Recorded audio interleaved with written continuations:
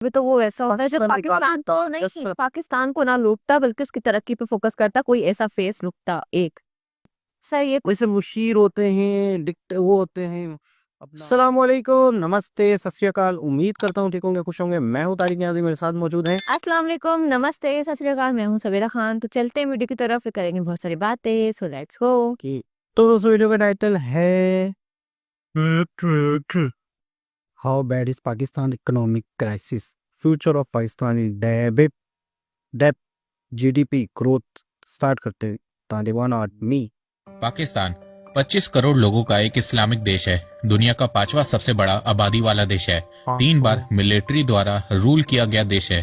पाकिस्तान जो 1950 से 60 के दशक में इकोनॉमी में इतना आगे था कि उस टाइम के बड़े इकोनॉमिस्ट पाकिस्तान को एशिया का फ्यूचर जायंट कहते थे। पर आज के समय पाकिस्तान एक फेल्ड नेशन बन गया है। जहां 2015 में पाकिस्तान की जीडीपी 300 बिलियन डॉलर थी, वहीं 2025 में भी पाकिस्तान की जीडीपी 300 बिलियन डॉलर के अराउंड ही घूम रही है। 2015 से 2025 तक 10 सालों में पाकिस्तान में 3 बार सरकार बदली है। 2015 में पाकिस्तान के प्राइम मिनिस्टर नवाज शरीफ थे, 2018 में इमरान खान थे और 2022 में शहबाज शरीफ थे। पर इन बीते 10 सालों में पाकिस्तान की ग्रोथ 0% रही है और आज के समय पाकिस्तान बहुत सी प्रॉब्लम को फेस कर रहा है, जैसे कि over population, terrorism, poverty, illiteracy, corruption, inflation, debt. Kilo kilo आटा लाके बड़ी मजबूरी से पकाना होता है, पाव चीनी लाके पकाना होता है। तो आटा मिल ही नहीं रहा। पहले मिलता भी आते लैंड पे लगे जोल कर देखो मेंटल रोड तक गड्डी लगी है। और हम इधर देखते हैं तो कर्जा, इधर देखते हैं तो कर्जा, उधर देखते हैं कर्जा, पीछे देखते हैं कर्जा। आज हम किसी दोस्त मुल्क में जाते हैं तो वो कहते हैं ये आए हैं मांगने के लिए। टेलीफोन किसी को करते हैं तो वो समझते हैं ये मांगेंगे हमसे। तो नमस्कार दोस्तों, स्वागत करते हैं आपका चार्जिंग पॉइंट हिंदी में। दोस्तों आज के इस वीडियो में हम जानेंगे कि कैसे पाकिस्तान एक फेल्ड नेशन बन गया है। तो जानने के लिए जुड़े रहिए आप इस वीडियो के साथ। आज जिस हालात में पाकिस्तान है, शुरुआत में पाकिस्तान के हालात ऐसे नहीं थे। 1947 के बाद पाकिस्तान की इकोनॉमिक ग्रोथ भारत से कहीं ज्यादा थी। आजादी के बाद भारत और पाकिस्तान ने सोशलिस्ट पॉलिसी अपनाई थी, जिसके चलते दोनों देश बहुत धीरे ग्रो कर रहे थे। पर फिर 1958 में जैसे ही पाकिस्तान में पहला मिलिट्री कू हुआ, अयूब खान ने पाकिस्तान की इकोनॉमी पूरी तरह से खोल दी। अयूब खान ने पाकिस्तान में प्राइवेटाइजेशन को इंट्रोड्यूस किया, जिसके चलते अयूब खान के दौर में पाकिस्तान की एवरेज ग्रोथ रेट 5.8% पहुंच गई थी। 1960s में पाकिस्तान साउथ एशिया में सबसे तेजी से ग्रो करने वाला देश भी बन गया था। पाकिस्तान में मैन्युफैक्चरिंग को बढ़ावा देने के लिए अयूब खान ने इंडस्ट्रीज को सब्सिडीज दी, टैक्स रिबेट दिए, जिसके चलते अयूब खान के 11 साल के दौर में पाकिस्तान में एवरेज मैन्युफैक्चरिंग ग्रोथ रेट 8.5% थी, जो अब तक पाकिस्तान की मैन्युफैक्चरिंग सेक्टर की हाईएस्ट ग्रोथ रेट है। अयूब खान के दौर में पाकिस्तान में कई सारी इंडस्ट्री सेटअप हुई, कई सारे डैम्स बने, पावर स्टेशन बनाए गए। पाकिस्तान ने अपना स्पेस प्रोग्राम सुपार्को लॉन्च किया। इसके अलावा 1960s में कोल्ड वॉर शुरू हो गई थी, तो यूएस पाकिस्तान को अपनी साइड में करना चाहता था, तो उसके लिए यूएस पाकिस्तान को खूब फॉरेन एड भी दे रहा था, जिसके चलते पाकिस्तान में इकोनॉमिक डेवलपमेंट और तेजी से हो रही थी। अयूब खान की दौर को पाकिस्तान में डेकेड ऑफ डेवलपमेंट कहा जाता है। पर 1965 में अयूब खान ने भारत पे हमला कर दिया, मिलिट्री पे बहुत पैसा खर्च किया, पर एंड में पाकिस्तान जंग भी हारा, साथ में पाकिस्तान की इकोनॉमी के गोल्डन डेज भी एंड हो गए। और फिर तब से लेकर आज तक पाकिस्तान का ये गोल्डन डेज वापस नहीं आया है। जहां 1960s में पाकिस्तान की एवरेज ग्रोथ रेट 6.8% थी, 1970s में गिर के 4.8% हो गई थी। फिर 1977 में जियाउल हक ने पाकिस्तान में दोबारा से मिलिट्री रूल लगा दिया और फिर यहां से पाकिस्तान के डार्क डेज शुरू हुए। 1979 में जियाउल हक पैसों के चलते सोवियत अफगानिस्तान युद्ध में घुस गए। सोवियत अफगान युद्ध 10 साल तक चला और इस युद्ध में जिया और पाकिस्तानी आर्मी ने खूब पैसा कमाया। अमेरिका के अलावा अरब देशों से भी पाकिस्तान में खूब पैसा आ रहा था, जिसके चलते जियाउल हक के समय में पाकिस्तान में ग्रोथ रेट वापस से बढ़ने लगी और 1980s में पाकिस्तान की एवरेज ग्रोथ रेट 6.5% पहुंच गई थी। कई एक्सपर्ट्स का मानना है कि अफगानिस्तान सोवियत युद्ध के समय पाकिस्तान को हर साल 5 से 7 बिलियन डॉलर का फॉरेन एड आता था, पर इसका नेगेटिव इम्पैक्ट पाकिस्तान आज तक उठा रहा है। जिया के समय पाकिस्तान में रेडिकलाइजेशन बहुत तेजी से बढ़ी। ऐसा इसलिए क्योंकि जिया को अफगानिस्तान में लड़ने के लिए मुजाहिदीन चाहिए थे और जिया जिहाद करने के लिए पाकिस्तान में मुजाहिदीन की फैक्ट्री बना रहा था। और आज यही मुजाहिदीन तरीके तालिबान पाकिस्तान बने हैं, जो पाकिस्तान की इकोनॉमी की भी बैंड बजा रहे हैं। इसके अलावा 1988-89 में जैसे ही सोवियत अफगान युद्ध खत्म हुआ, पाकिस्तान की ग्रोथ रेट वापस से गिरने लगी। 1990s तक पाकिस्तान की एवरेज एनुअल ग्रोथ रेट गिर के 4.6% तक आ गई थी। फिर उसके बाद 1999 में मुशर्रफ ने पाकिस्तान में मिलिट्री कू किया और मुशर्रफ की लॉटरी तब लगी जब 2001 में अमेरिका अफगानिस्तान में घुस गया। पाकिस्तान ने यूएस को मिलिट्री बेस दिए, जिससे पाकिस्तान में भर भर के डॉलर्स आने लगे, जिससे पाकिस्तान की इकॉनमी भी फिर से ठीक होने लगी। पर फिर जैसे जैसे यूएस अफगानिस्तान को कंट्रोल करने लगा, यूएस की एड पाकिस्तान में कम होने लगी और पाकिस्तान की ग्रोथ रेट फिर से गिरने लगी। पर फिर 2013 में चाइना की पाकिस्तान में एंट्री हुई। चाइना पाकिस्तान को सीपेक का सपना दिखाने लगा और उसे लोन देने लगा और डेट ट्रैप में फंसाने लगा, जिससे कुछ समय के लिए पाकिस्तान की ग्रोथ रेट फिर से ठीक होने लगी, इन्फ्लेशन कम होने लगी। पर यह चीज भी ज्यादा दिन तक नहीं चली। तो अगर आप पाकिस्तान का पास्ट देखें तो एक चीज साफ समझ में आती है कि पाकिस्तान की इकोनॉमिक ग्रोथ हमेशा से बोरोड ग्रोथ रही है। पाकिस्तान की इकोनॉमी हमेशा से फॉरेन एड और लोन्स पे चलती आई है। मतलब कभी अमेरिका पाकिस्तान को पैसा देता है, तो कभी चाइना देता है, तो कभी IMF पैसा देता है और उसी से पाकिस्तान की ग्रोथ हो रही थी। पर अब पाकिस्तान को पैसे नहीं मिल रहे, तो पाकिस्तान इकोनॉमिक कोलैप्स की तरफ बहुत तेजी से बढ़ रहा है। वहीं पिछले 10 सालों में पाकिस्तान में पॉलिटिकल इंस्टेबिलिटी रही है। 10 सालों में पाकिस्तान में 3 बार PM चेंज हो चुके हैं, जिसके चलते पाकिस्तान की इकोनॉमिक ग्रोथ ही नहीं हो पा रही है। पाकिस्तान की पिछले 10 सालों की एवरेज ग्रोथ रेट 3.5% रही है। अब आप लोग बोलोगे कि अभी तो मैं कह रहा था कि पाकिस्तान पिछले 10 सालों में 0% से ग्रो हुआ है, तो देखो मैं सही कह रहा था। बीते 10 सालों में पाकिस्तान की ग्रोथ रेट 3.5% रही है, पर इन्फ्लेशन 10 सालों में 9.5% रही है, 3 गुना ज्यादा। जब किसी भी देश में ग्रोथ रेट से ज्यादा इन्फ्लेशन रहती है तो ग्रोथ सिर्फ नाम की ही रह जाती है। बड़ी बड़ी फाइनेंशियल ऑर्गेनाइजेशन का मानना है कि अगर किसी देश की ग्रोथ रेट इन्फ्लेशन से ज्यादा होती है तो वो देश तेजी से ग्रो करता है, पर अगर किसी देश की ग्रोथ रेट इन्फ्लेशन से कम होती है या इन्फ्लेशन ग्रोथ रेट से ज्यादा होता है तो वो देश बर्बाद होने लगता है। अब इन्फ्लेशन ज्यादा होने से पाकिस्तान में लोगों की इनकम बीते 10 सालों में बढ़ी नहीं है, उल्टा कम हुई है। 2015 में पाकिस्तान की पर कैपिटा $1550 थी, वहीं आज $1460 है। आज के समय पाकिस्तान का मिडिल क्लास तेजी से गरीब होता जा रहा है। वर्ल्ड बैंक ने बताया कि सिर्फ एक साल में पाकिस्तान में 12.5 मिलियन यानी कि 1.25 करोड़ लोग गरीब हुए हैं और इस समय पाकिस्तान में टोटल 100 मिलियन 10 करोड़ लोग पॉवर्टी लाइन से नीचे हैं। पाकिस्तान में 40% लोग गरीब हैं।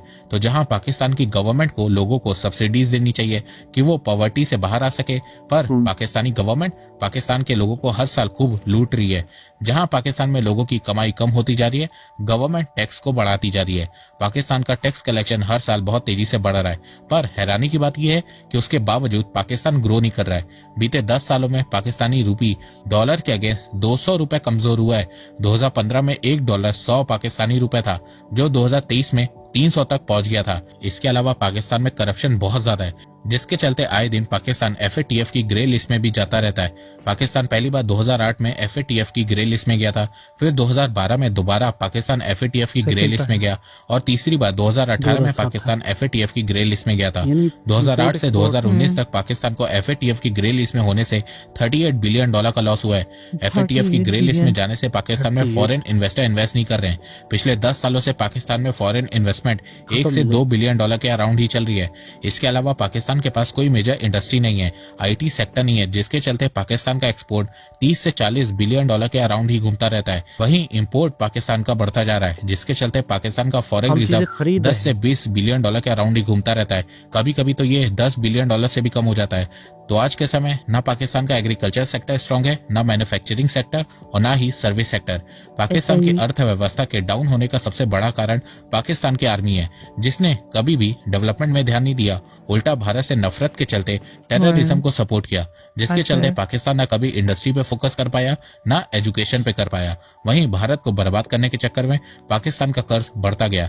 इस समय पाकिस्तान का टोटल डेट $280 बिलियन है। पिछले 10 सालों में पाकिस्तान का कर्ज बहुत तेजी से बढ़ा है। नवाज शरीफ, इमरान खान, शहबाज शरीफ सब ने खूब कर्ज लिया है। तो टोटल डेट में से पाकिस्तान का एक्सटर्नल डेट यानी कि जो कर्ज पाकिस्तान ने बाहर से लिया है वो ही $130 बिलियन है। पाकिस्तान की GDP का 40% $130 बिलियन में से पाकिस्तान ने चाइना से $69 बिलियन का कर्ज लिया है। पाकिस्तान IMF से 25 बार भीख मांग चुका है। देखो, पाकिस्तान की दुश्मन हमेशा से उसकी आर्मी ही रही है। पाकिस्तानी आर्मी पाकिस्तान में कोई स्टेबल गवर्नमेंट रहने ही नहीं देती है, जिसके चलते पाकिस्तानी गवर्नमेंट कोई इकोनॉमिक मॉडल बना ही नहीं पाती है। रिसेंट एग्जांपल आप लोगों ने इमरान खान का देखा ही होगा। पाकिस्तान में कोई भी प्राइम मिनिस्टर अपने 5 साल कंप्लीट ही नहीं कर पाता है, जिसके चलते पाकिस्तान कभी भी लॉन्ग टर्म प्लानिंग कर ही नहीं पाता है। और इसी चीज के चलते हुआ है, टेररिज्म के चलते हुआ है, कश्मीर के चलते हुआ है, और अब पाकिस्तान और अफगानिस्तान के रिलेशन बहुत ज्यादा खराब हो चुके हैं। दोनों देश एक दूसरे पे अटैक कर रहे हैं, और देखो इससे अफगानिस्तान का ऐसा कुछ ही नहीं बिगड़ने वाला है, क्योंकि 40 सालों से अफगानी लड़ ही रहे हैं, पर इससे पाकिस्तान बर्बाद हो जाएगा, क्योंकि तालिबान पाकिस्तान में आए दिन अटैक करेगा, जिससे पाकिस्तान कभी स्टेबल रह ही नहीं पाएगा। उन्होंने कोई जंग ही इन्वेस्टर रहा है। पाकिस्तान में इन्वेस्ट ही नहीं करेगा। इसके अलावा दूसरी तरफ Bharat year by year strong होता जा रहा है, और अब भारत बिना पाकिस्तान पे अटैक किए उसे इंटरनल डैमेज पहुंचा रहा है, पाकिस्तान को आइसोलेट कर रहा है, पाकिस्तान की इकोनॉमी को डैमेज कर रहा है, आतंकवादियों को पाकिस्तान में मार रहा है। और देखो ये पॉलिसी भारत की सबसे बेस्ट है, क्योंकि इससे भारत का कोई लॉस नहीं हो रहा है। हमने पाकिस्तान की सारी हेकड़ी निकाल दी, उसे कटोरा लेकर दुनिया भर में घूमने के लिए मैंने मजबूर कर दिया है। और भारत को आने वाले 10 सालों तक यही पॉलिसी बना के रखनी होगी। आने वाले 10 साल भारत को किसी भी तरीके के कॉन्फ्लिक्ट से दूर रहना होगा और $10 ट्रिलियन इकोनॉमी बनने में फोकस करना होगा, और पाकिस्तान तो को चलो बोल दिया इंटरनली था इतना उन्होंने। बिजी कर देना आप कुछ होगा नहीं बोलते। कि आने वाले 10 साल मतलब पाकिस्तान $300 बिलियन के अराउंड ही अपनी घूमता तरक्की रहे, बस। और पाकिस्तान इंटरनली इतना डिवाइड हो जाए कि वो खुद कई हिस्सों में टूटने लगे। फिर उसके बाद भारत पीओके को कैप्चर करने की शुरुआत कर सकता है। देखो पाकिस्तान इस समय एक फेल्ड नेशन है, और भारत को कोशिश करनी है कि पाकिस्तान इकोनॉमिकली ग्रो ही ना कर पाए। तो पाकिस्तान का फ्यूचर यही है कि वो हर देश, हर फाइनेंशियल ऑर्गेनाइजेशन से खुल के भीख मांगेगा, जैसे वो आज मांग रहा है। महंगाई पाकिस्तान के लोगों की कमर तोड़ेगी, पाकिस्तान का कर्ज बढ़ता जाएगा, यंग पाकिस्तानी पाकिस्तान छोड़ के जाएंगे, और पाकिस्तान में आतंकवाद भी बढ़ता रहेगा। तो दोस्तों आपको ये वीडियो कैसा लगा, आप अपनी राय मुझे कमेंट सेक्शन में बताइए। तो अब तक के लिए बस इतना ही। धन्यवाद। जय हिंद, जय भारत। ऐसे ही हो रहा है कि जी जनाब, आज के हालात देख के, आज की सिचुएशन देख के यकीन नहीं आता कि एक बार ऐसा था कि पाकिस्तान बहुत अच्छे दिन थे।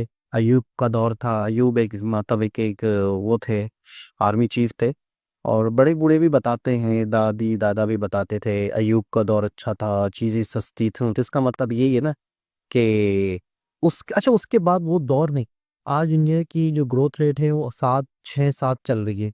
हमारी उस टाइम पे 8 ग्रोथ रेट थी। तो इसका मतलब है कि हम कितनी नई चीजें, और एशिया का सबसे डेवलप कंट्री पाकिस्तान था। पाकिस्तान के हाथ यानी काश के हमारे मामलात वैसे ही चलते रहते तो आज बहुत आज के बाद बहुत बेहतर होता। बहुत बेहतर होता पाकिस्तान। तो अपनी फोकस ही अपनी तरक्की पे रखता। असल में होता पता है क्या होता है, ये है कि जो जो सही चल रहे होते हैं, जो आर्मी चीफ हो या कोई भी हो, आसपास वाले भी उल्टे सीधे मशवरे ऐसा देते। ही है। मुशर्रफ से जब पूछा गया ना कि आपने ये फैसला क्यों किया, आपने इतना बड़ा फैसला किया आर्मी चीफ से, तो उन्होंने कहा ये मेरा अकेला फैसला नहीं है। फिर मतलब मुशर्रफ अच्छा, मतलब ये पूरी टीम होती है, पूरी काबीना होती। सही है। वैसे मुशीर होते हैं, वो होते हैं अपना जिनको वो कहते हैं ब्यूरोक्रेट्स होते हैं, पूरी एक काबीना होती है। तो एक बंदा अकेला, वन मैन आर्मी नहीं होता, वो अकेला फैसला नहीं करता। तो था मुशर्रफ ने कई बयानों में कहा है कि मैंने अकेले फैसले नहीं किए थे, मैंने ये फैसला इनसे रिसीव था, पूरी एक टीम होती है। तो मेरा कहने का मतलब ये है कुछ कि इसके साथ होते हुए कुछ उसके अगेंस्ट होते होंगे। अब जैसे जियाउल हक के दौर में जो गलतियां हुई, आज हमारे बहुत सारे आर्मी से रिलेटेड लोग हैं जो रिटायर है, वो बताते हैं कि इस टाइम पे ये गलती हुई थी, इस टाइम पे ये गलती हुई थी। तो मैं ये सोचता हूँ कि क्या मतलब जिंदगी भर मतलब हम नीचे ही नीचे जाते रहे हैं। मतलब कोई ऐसा शख्स नहीं आया, कोई ऐसा दौर नहीं आया कि हाँ यार थोड़ा बेहतरी की तरफ जाए और बेहतरी की तरफ जाए। ऐसा ही है। सबसे बड़ा जो मैं अलमिया महसूस करता हूँ, हमने अपनी मैन्युफैक्चरिंग पे फोकस नहीं किया, नहीं किया बिल्कुल। हमने इंफ्रास्ट्रक्चर पे फोकस नहीं किया, हमने अपनी तरक्की पे फोकस नहीं किया।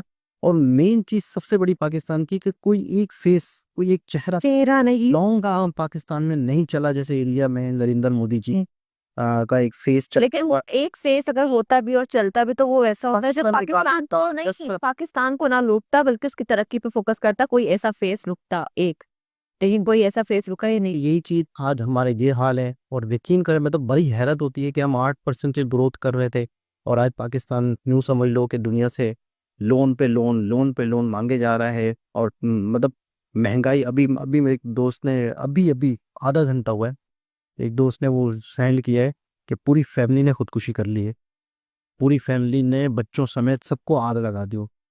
अभी की बात है, ये थोड़ी देर ही हुई है। मतलब पूरी फैमिली ने अपने बच्चों, ही देखो ये हालात है पाकिस्तान के कि लोग अपनी फैमिली को ही जला रहे हैं। नॉर्थ कराची सेक्टर 8 में पूरी फैमिली को आग लगा दी। ओ भाई, तो कहने का मतलब ये है कि ये मुल्क के हालात हैं, अगर तो लोग इस तरह से आपको अगर खत्म करते रहेंगे तो फिर भी फायदा ही नहीं है। कि ये है कि अब भी मतलब है कि मुल्क ग्रोथ की तरफ जाए, इकोनॉमी की तरफ जाए, मैन्युफैक्चरिंग की तरफ जाए, इंफ्रास्ट्रक्चर की तरफ जाए। हम इंडिया से सीख लें, बिल्कुल वहीं दूसरे कंट्री से सीख लें वहाँ कैसे ग्रोथ हुई है, चाइना से सीख लें। हाँ, तो चाइना दुनिया का सुपर पावर है। सिर्फ गले से सही है। जब एक घर अच्छा है, एक घर गरीब हो गया है, एक घर में काम हो रहा है, चीजें बना रहा है, तो खुदा के लिए हम क्यों ना बनाए? ऐसा ही जब हम सामने, हमारी आंखों के सामने शीशे की तरह क्लियर है कि यार ग्रोथ किस में है, हम उस मॉडल को क्यों नहीं अपना रहे? ऐसा ही। दोबारा किसी और वीडियो के साथ आपसे मुलाकात होती है, जब तक के लिए ख्याल रखिए, अल्लाह हाफिज।